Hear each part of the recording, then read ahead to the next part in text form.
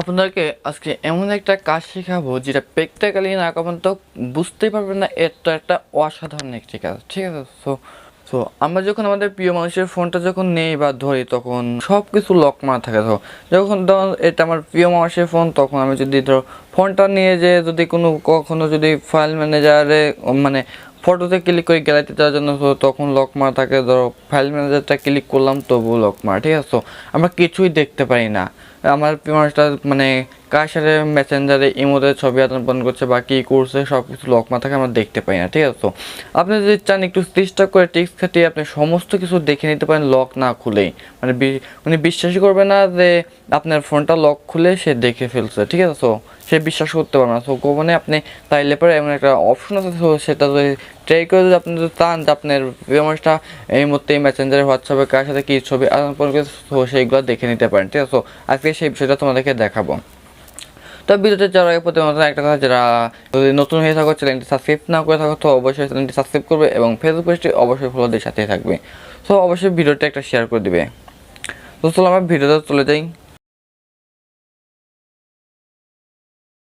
ভিডিওতে আমি চলে আসলাম, আসার পরে এখন যেটা করবো সেটাই তোমাদেরকে দেখাচ্ছি। দেখো আমি ক্রোম ব্রাউজারটা আমি ওপেন করেছি। তো ক্রোম ব্রাউজারটা ওপেন করে দিলাম।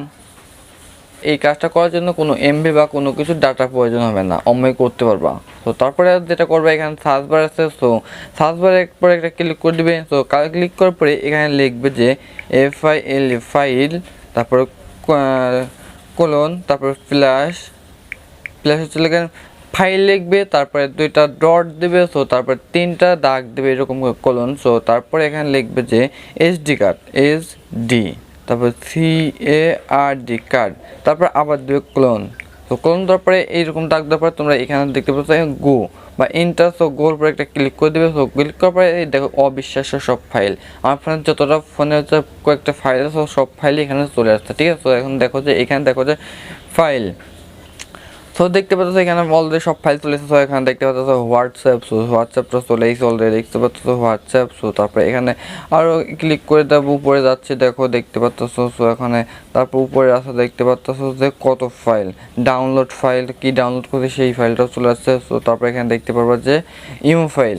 সো ইমো ফাইলটা তোমাদেরকে দেখাবো, একটু ওয়েট করো।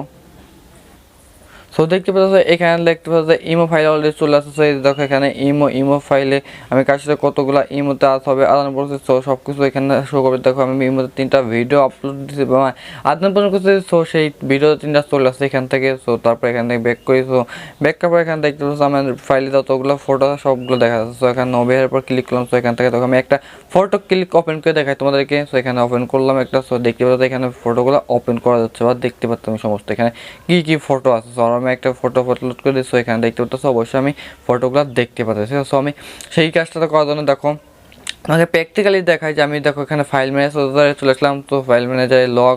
সো তারপর এখানে দেখতে পাচ্ছ ফটো চলে আসলাম। সো ফটো তো দেখতে পাচ্ছ লক। ঠিক আছে? সো কিন্তু আমি আবার দেখো ক্রমে চলে যাই, ক্রমে যাওয়ার পরে এখানে দেখতে পাচ্ছ সো সব চলে আসছে, দেখছো?